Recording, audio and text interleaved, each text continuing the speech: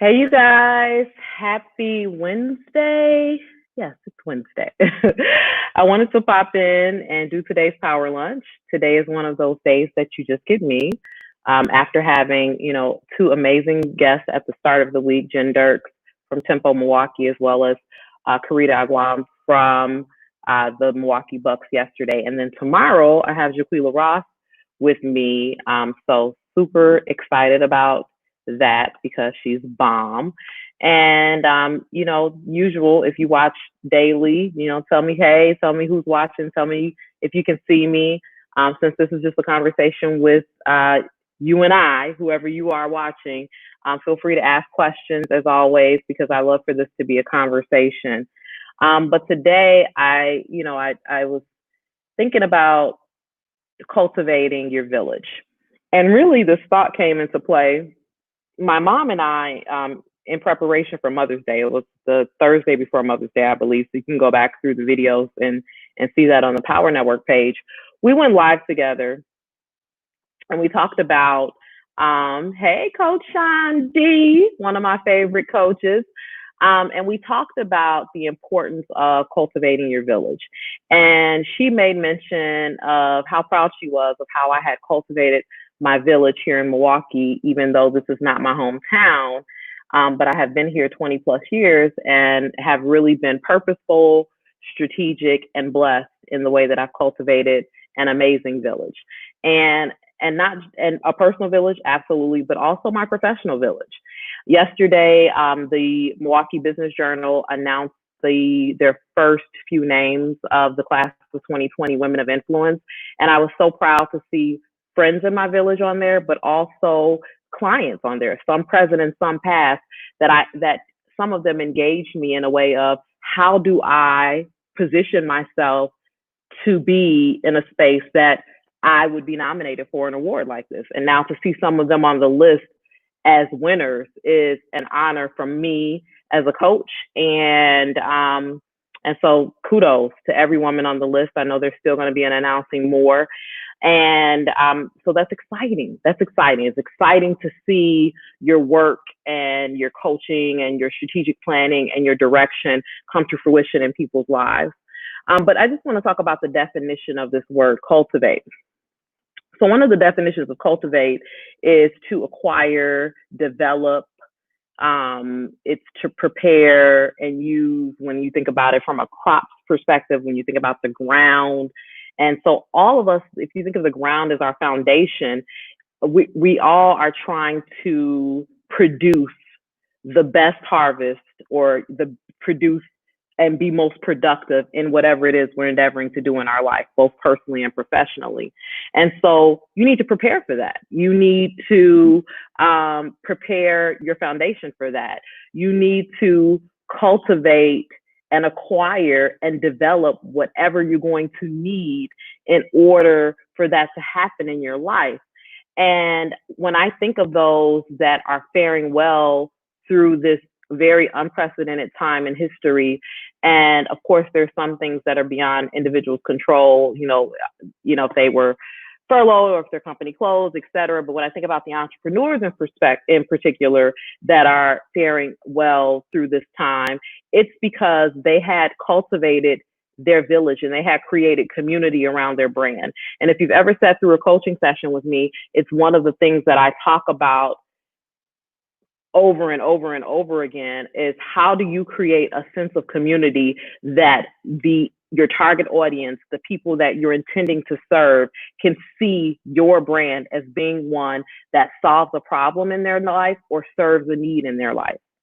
And it doesn't have to be something, I have a client who sells food. Problem, I'm hungry. Need, I don't want to cook it. Boom, there she is. Not a client, but definitely someone I support. Maya Joy made these bracelets for my husband, made this sign behind me years ago as a present, the power sign. And it's definitely, I'm a client of hers, meaning I purchased, her amazing custom goods. And problem, I wanted to come up with some unique awards, presidents, etc., need, I'm not the person to create those myself.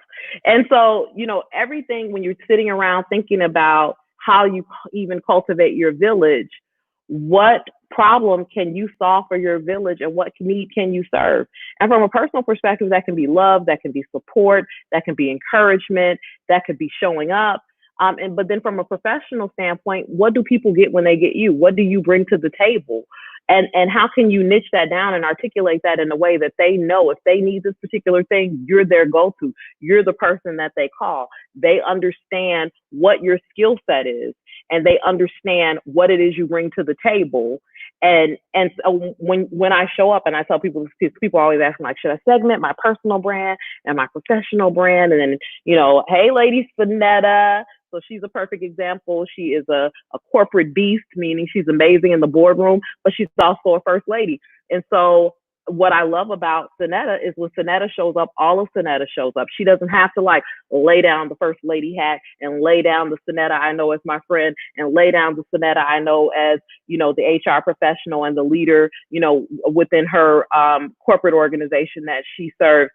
When she shows up, all of those things show up. And that comes with Karita and I had this conversation about confidence. You have to have the confidence to show up as your real self, and you have and you have to know yourself in order to do that. It's hard to remember when you faking it till you make it. It's hard to remember what you faked. But if you show up as your real authentic self every time, then you will draw the right people to you, but you will also know when to let the wrong people go. Something else I'm going to tap into this conversation with Karita yesterday because it was so good is that she talked about, if the thing or the person doesn't bring peace in your life, let it go. And I said, how do you do that graciously? And I actually asked that for myself because I have been known to ghost people and I have been known to like cut them off because they are disturbing my peace. And I think when you get to a certain age, you're like, if you disturb my peace, you got to go. But there's also this part of me, I too being a minister's wife, of, you can't just be ghosting people and cutting them off like that and letting them go. But then, like if we want to get deeply spiritual, when Jesus walked up on the fig tree and it wasn't producing fruit, if you don't read your Bible, this is a story in the Bible. So just pretend like it's a nursery rhyme if you're not a Bible reader. You just reading, it's a good book. But he walked up to a fig tree because he was hungry and it was not producing figs. And so he cursed the fig tree and it died. And so Jesus was like, that is the ultimate example of if you not producing what I need in my life, if you are not solving the problem or serving the need that you were created to do in my village, then I'm not sure that there's space for you in my village. And so that is it's a real deep analogy. I just got, I got kind of that the face part of me just knocked out. But those who know what what I'm saying, and hopefully you get it. And you have to, you have to let your yes be your yes and your no be your no. And that sounds like a cliche, but that's actually a scripture in the Bible too. And we struggle with that, especially as women. It's kind of yes, it's kind of no. My husband said something, brilliant. Years ago, we were we go live together. We do ministry together. We teach together a lot. And we were teaching about relationships. And he was saying, men are real yes and no people. And so, if you ask a man, if he's hungry, yes or no. If you ask him if he likes a particular shirt, yes or no. If you ask him if he likes a pair of shoes, yes or no. And, when he's talking to his significant other, or if he's talking to someone that he wants to be his significant other, he may vacillate between the two and be like, because he don't want to hurt her feelings. But he said at the point that there's that, and you kind of slow down, hey, lady, that really the answer is no. Like he wants to say yes because he wants to appease you, but in his mind, the answer is really no. And that stuck with me. Because now when there's a pause, I'm like, well, I know you really want to say no.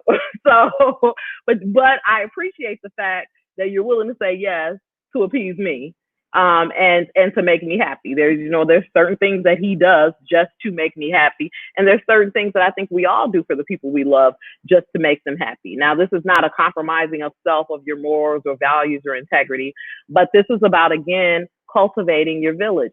When I think about back to the business side of things, cultivating your village in this social media world, cultivating your village in a sense where you can monetize it and you can create a village that becomes such community supporters and advocates and evangelists, as I like to call them, of your brand, that it doesn't matter where you're showing up, what you're doing, what you're selling, what you're saying.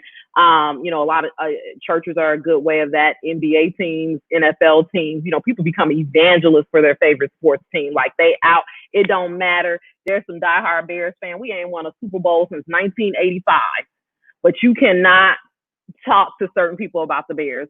Same with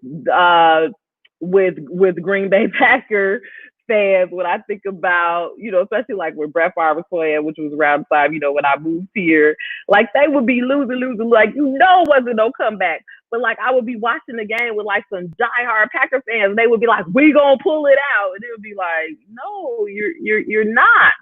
But that is a great example of how strong of a brand and a following and how you can create community. And these teams did this before social media. So they were able to create community and loyalists and evangelists that it doesn't matter if they're up, it doesn't matter if they're down. People are going to have season tickets. People are going to be there. People are going to, because guess what? They're solving a problem and they're serving a need.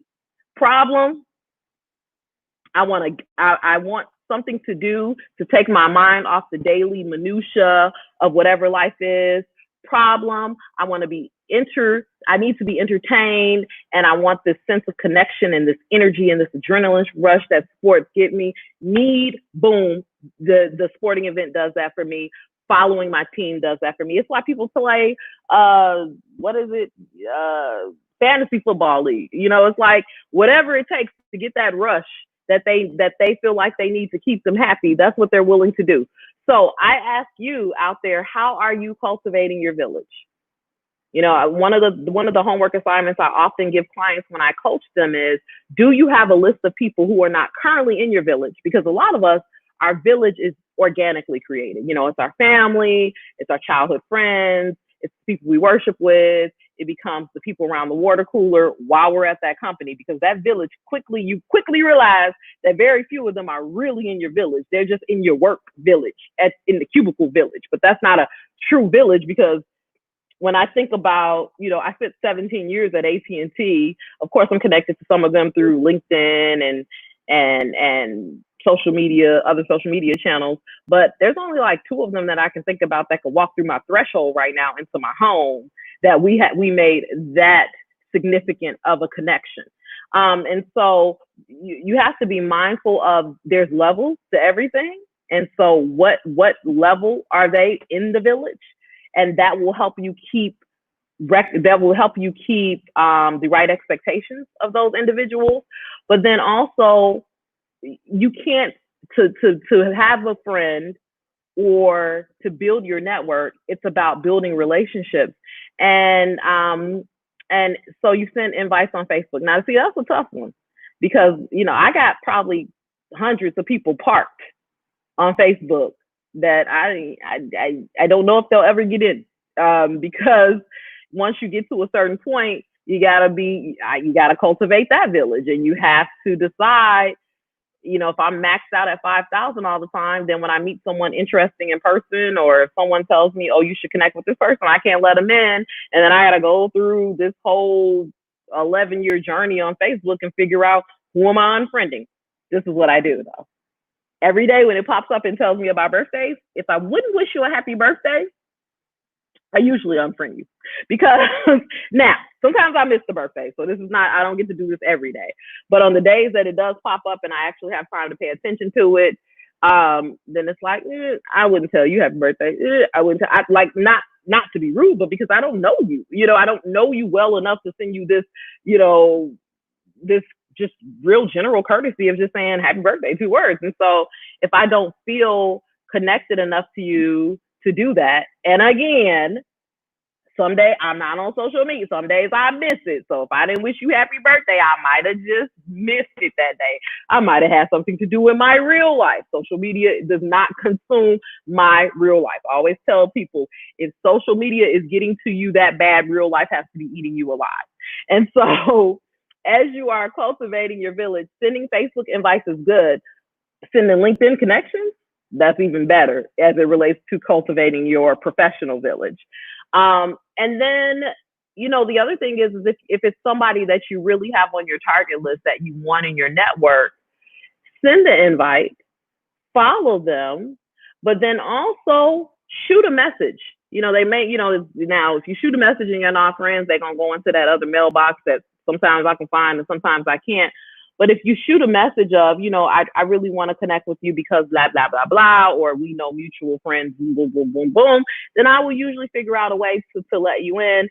But then also follow on Instagram because there's not the limits there. And again, connect on LinkedIn and have your LinkedIn set up in a way that it shows value of why you should be part of their village.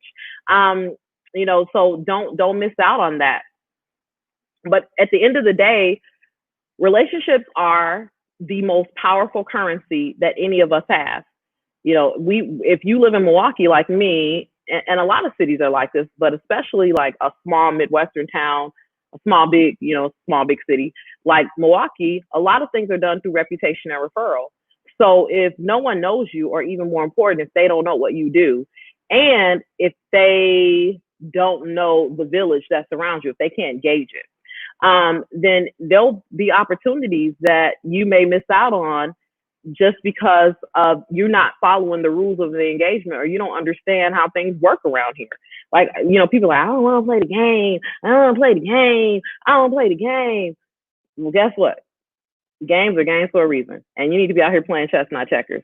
And if you really are serious about getting to the next level and evolving and positioning yourself for opportunities, then there's going to be some game playing. And if you're a woman of color watching this, there's going to be some code switching at times too. I mean, hopefully you get to a place, I work for me now. I don't code switch, like this is me all the time. But also, I'm professional at all times. And, I may be funny. I don't just speak in urban colloquialisms for the sake of it. Who I am is who I am. How I speak is how I speak. So I don't necessarily have to concern myself with code switching because I'm not this completely different person behind the scenes. Of course, my closest friends get a different Sean than the Chantel McKenzie that the world gets if I'm in a room full of strangers, because everyone doesn't deserve full access to you. Go back and watch the Unica J Power Lunch to talk about levels of access. Everybody doesn't deserve, she analogizes it to, some people are on your porch, some people make it into the living room, but very few people make it into that holiest of holies, which is your bedroom. And she didn't mean it from a personal relationship, with a man type thing, but even like just using it as an analogy with your girlfriends. Like there's certain girlfriends that come in my house, they sit in my kitchen, they sit in my living room, they may never make it upstairs. Now then, everybody know how I roll with my Melina Young. That's one of my ride or dies. Melina walks through my house like she live here and pay bills. She knock on all the kids' doors. Auntie Melina here. She go upstairs. She open the refrigerator door. Like we all have friends like that just have different levels of access. Sometimes my husband will cook and she and he'll talk and she'll be at the door because she'll tell him, brother, I'm coming to get a plate. And I'm never upset that she just showed up because she has that level of access into my life, and she is part of that particular village who has that type of access. She is family, as they call it, when they integrate friends and family. But then there's some family that does not have access that I would not appreciate if you just popped up like that. Like, no, that's just like, give me a heads up and let me know you coming, and let me decide if I want you upstairs or not, and if upstairs is, in the condition of what, how I want it to be seen. But back to this cultivating your village. If you're not spending some time strategically thinking about who you want around you, there's an old quote that says, show me who your friends are and I'll tell you who you are. I probably said it wrong. It goes something like that. Show me your friends. Let me Google it because I feel like I'm saying it wrong because I haven't said it in a long time. Somebody help me out in the chat if you feel like you got this. I mean, there's so many of them. It's like, show me your friends, I'll tell you your future. That's what it says. Show me your friends, I'll show you your future. Show me your friends are, and I'll tell you who you are. So there's a couple of them. And so you need to think about that. I mean, there's certain people in my life that I love and that, I've acquired friendships with, but as I've gotten to know them and their character and who they are as a person, and I'm talking about from an integrity perspective, a character, morals, values, etc. I just realized that based on where I'm going and where I'm based on the things that I want to accomplish, unfortunately, as much as fun as they are, fun. Usually those people are so fun. Like, we can't be friends because that you're not reflective of the morals, values, standards that I hold dear in my life. And you have to be mindful of, you don't want everybody out in the world talking about like, oh yeah, that's my friend. And people do it too. And they'd be like, people come to me, oh, your friend so-and-so. And I'm real quick to say, that's not my friend. That's a client. That's an associate. That's a colleague. That's an ally. I don't just throw that F word around like that. And I'm okay with that. I'm okay with that. Like I'm true to the game with that. I have a faithful few. I have a way smaller friend circle than people realize. And then even within that, it's small. So now let's think about from a client perspective and a customer perspective. One of the things that branding myself under the PowHER network did, and I was very purposeful in that, is it created a sense of community that people could feel a belonging to. And that is really when brands super take off, and that's even when internally, if you have an organization and teams, I love, like I've talked about this before, how Hulu, when you get on their campus, their employees are called hooligans. And when you go on Zappos campus, their employees are called Zapponians. If you're in Vegas, highly recommend taking the tour of the Zappos campus. When I had Microsoft as a client years and years ago, there's this energy you can feel when there's a culture of partnership and creativity and innovation that happens in a team building environment. And when people are in an environment where they're felt that their voice can be heard and that their opinion is respected and that their ethnic background is respected and the diversity that they bring to the table is respected. And you really want to emulate that, and you want to give off that as you're cultivating your village, even through social media. Now you're saying something, because I'm seeing how loosely people use the F word, AKA friend, and I hold the word much more. Absolutely. Because it's a critical thing. It's a critical thing. And it's a learned behavior. It's, as kids, like, that's my friend. And so already my daughters are 11 and 7. My sons are real particular. They, boys and men are different. But women, we that's my friend. And I'm always leery of people that be flipping up their best friends. Like, real talk, like, my best friends have been in my life. So probably the closest friend that I have that's the newest in my life, it is Melina. And Melina's been in my life 12 years, and people don't even realize that. And then, the next friend besides that, my best friend that I met as a young professional, we've been friends since we were 22. We're 43 now. And then the other one, we've been friends since I moved here, so 25 years. And then the other two are my childhood friends, and we've been friends since we were 14. That's phase five. And I mean, and that's outside of my husband, but that's like phase five. They don't have nothing to do with family, nothing to do with my husband, but like, that's phase five. Doesn't mean I don't have other very, very, very, very, very close friends. It doesn't mean that as I evolve as a woman, there won't be some more that fall into that circle, but I'm talking about the ones that flip them every year. I can't keep up with your best friend. Like, and I can't look, and then, I got to bring it back to the brand. I can't keep up with who your target audience is. I can't keep up with who you're selling to. I don't know who your woman is. I don't know who your customer is. I don't know who your client is. And if you're trying to be all things to all people, that's the quickest way to be nothing to anyone, because if the end user can't see themselves in your brand, if they can't specifically see how you solve a problem in their life and serve a need, even if the need is just for community, then it's going to be very hard for them to connect to you. Because let's be honest, none of us are doing anything that no one else is doing. You know, McDonald's sell hamburgers, Burger King sell hamburgers. Chick-fil-A sell chicken, Popeye sell chicken. Coca-Cola, dark soda, Pepsi, a dark soda. So, like, at the end of the day, it's like, what can I do to lean the customers my way and to make them loyal to my brand? Because there's nothing new under the sun.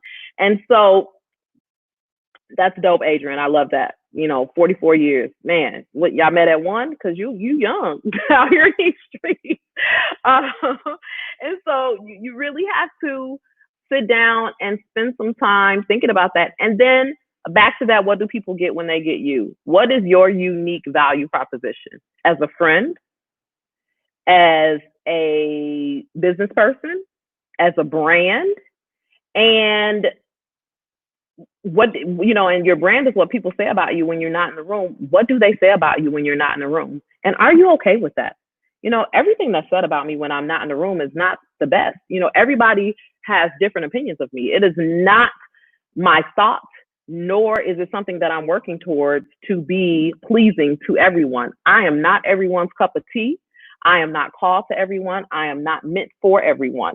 Depending on, I'm a very alpha female who's very ambitious, tenacious, and really focused. And I walk around and exude a lot of confidence. Blame my mother. She built me that way. And so that can feel, I think, my spiritual mentor said to me years ago, shout out to Melva Henderson. She's like, you show up so big in a room sometimes that it is just, it causes some people to be like this if they're not ready for that. And, when she first said it to me, I was like, I ain't watering myself down for nobody. So I show up, that's their problem. If I show up too big in the room for them. But at the end of the day, it's also my problem if me showing up so big in the room is causing me not to be effective and not to impact lives in the way that I know. And so there has to be this balancing act. And y'all know I don't like that word balance, but there has to be this level setting for myself. And I had to do some studying of personality types and people so I can know how to soften my approach when necessary. Doesn't mean I lack confidence, doesn't mean that I cower back, but perhaps I'm not the first one to speak. Perhaps I don't always have an opinion. I always have an opinion, but I don't always have to share it. Perhaps, I volley around if there's questions being asked and I let other people talk first. Eventually it's gonna get back to me. Eventually I'm gonna say, well, what do you think? If I ask everybody else what do they think. So, but that goes back to knowing and understanding self and then taking time to know and understand other people. And the last piece of this that I'll say is be authentic. Be authentic and be consistent in your authenticity and be okay with it. And whoever and be okay not knowing.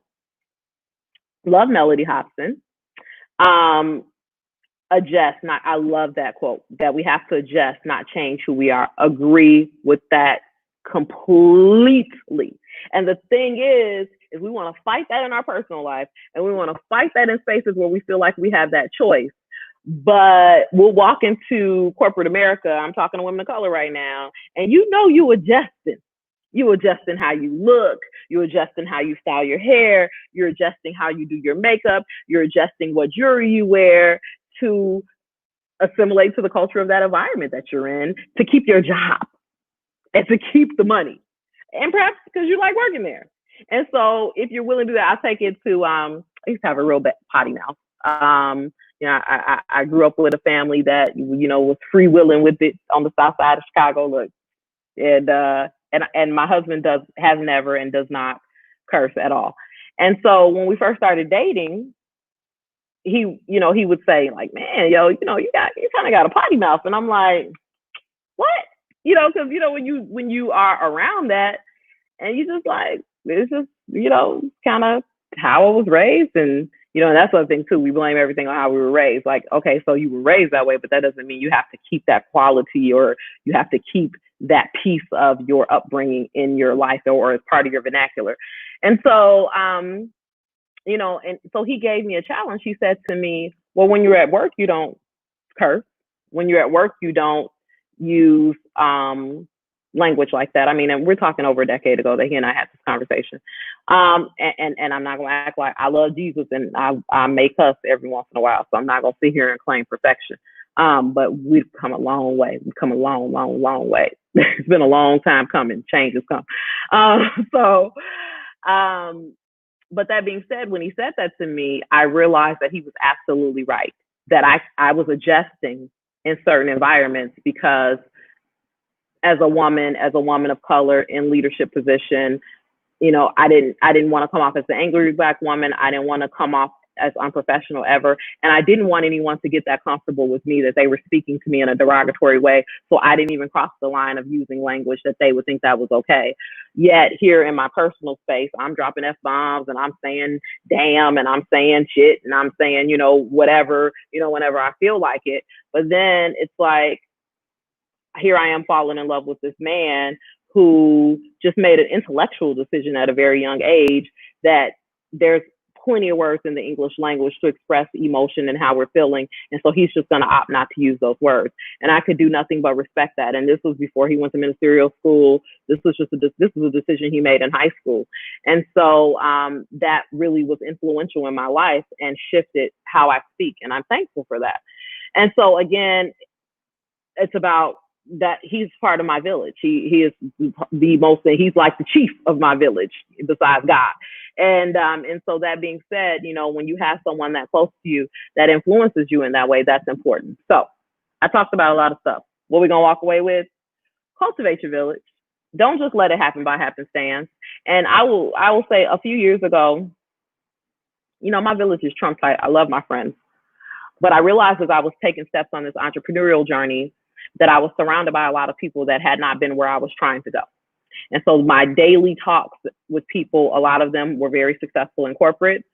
A lot of them were great friends and believed in me, but very few of them had gone through some of the challenges that I was starting to experience or had yet to experience.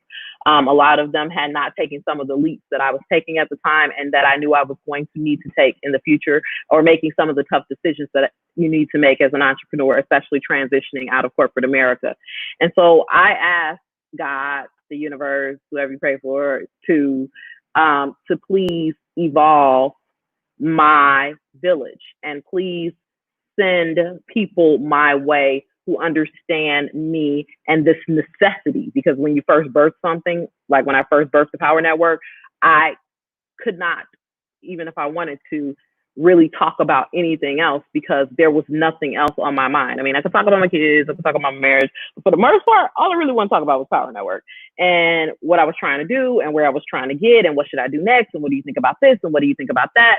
And, you know, I heard a pastor say that when you put people in a position who have not experienced what it is that you've experienced, and you start talking to them about what it is you're endeavoring to do, all you're really doing is complaining and murmuring to them because they don't have a solution for you. They don't have answers to your problems because they haven't done it. And so all they can do is talk to you through conjecture, what they heard, what they read, what they saw, or how they failed. Because, you know, as TD Jakes says, so many of us are being mentored by failures.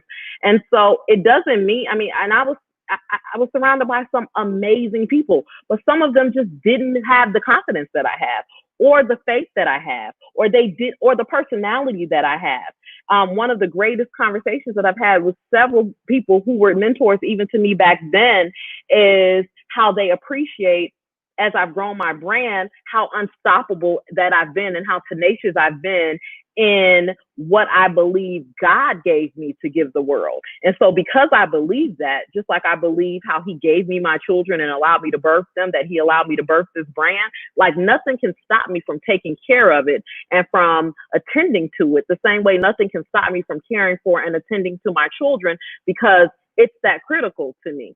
It is my legacy that I'm leaving in the earth, just like the legacy that I'm leaving in the earth through my children and their children and etc. And so hopefully we're thinking generationally like that. And hopefully we're thinking future tense. If you're not, then all you're doing is hustling. If all you're thinking about is right now and what you can do right now and how you can, and I ain't trying to knock your hustle. And so if you hustling right now, hustle. Keep your hustle on. But for me, I wanted to evolve past hustle into true entrepreneurship and then into true social leadership and into true social architecture. And I wanted to build something that would improve the viability and livability in the communities in which I'm able to serve, and especially the women in those communities. And so everything that I do focuses in on that. How can I help them build stronger businesses, more sustainable businesses, more profitable businesses? How can I help them with their mental health? How can I help them connect with allies, white allies, Hispanic allies, Asian allies, Latina allies, Hispanic allies? How can I help them understand the LGBTQ plus community? How can I help Christians understand the LGBTQ plus community, and that a lot of them are people of faith, and that, you know, our highest call is to love everybody and not to judge. And so, you know, and how can I knock down all these stigmas and these norms and these, you know, we've created walls where there should be boundaries. And at the end of the day, you know, collaboration and relationships are so key. And the only way we're going to change the world beyond what we've seen, you know, I don't know if I watched George Floyd's funeral yesterday. It's going to take all of us. It's going to take all of us locked arms, hand in hand, to really be the change we want to see. I don't know any change that's happened historically that it hasn't taken a collaboration of different people from different backgrounds coming together and deciding that we are going to make this change. And so be the change you want to see. Do that by cultivating your village. Make a list of the current village, who we're keeping, who we're losing, and then make an additional list to say by the end of 2021, I'm going to add 1 to 2 more people, or by the end of 2020, and then in 2021, I may add another person. And just know you may not always get it right. Some of those people that I had on that list, once I really got to know them and the veil got pulled back, they only made it in the village for like a month or 2, 3 max. And so you got to be okay with that too. You got to be okay with saying like, I thought it was a fit, but no. It's kind of like Match.com. And it's kind of like mentoring. And so it comes and it goes. All right, you guys, I am going to go. Thank you to everyone that tuned in today. Remember to tune in tomorrow. I've got Jaquila Ross, who's actually my business accountant. She is the newly elected president of the National Association of Black Accountants for the Wisconsin chapter. She's also an accounting professor at UW-Whitewater and I believe MATC, at a few colleges. And then she's also one of my mentees, and she's just 31 years old and brilliant and has an amazing story, an amazing gift to educate us financially speaking. And I will tell you that she has helped navigate me and so many colleagues through this COVID situation and all of the different things that we could do to help our business thrive through this and to gain assistance should we need it. And also to not be concerned about how do I prove my income now that I'm a full-time entrepreneur? How do I deal with my taxes? How do I do a P&L statement? What if they need this? What if I want to buy a car? What if I want to buy a house? What if I need to be approved for someplace? You know, and so she's just been critical in that for, like I said, not just me, but so many others. She's got her master's in accounting. I know one of her goals in the near future is to get her doctorate in accounting. And plus she's got a story. She's got a story. You know, if you with me on this power lunch thing, you got to come with a story. You got to be authentic and you got to be real, because I don't play with the fugazi. And so y'all know I was a Sopranos fan, so that means fake. All right, you guys, you have a great day. Hey, Corey Joe, thank you for your feedback. And I love what you said. It doesn't mean that they're less than or better than. They just can't speak directly to your vision or path. So true. All right, you guys, peace, love, power. I'm out. See you tomorrow at noon. Bye.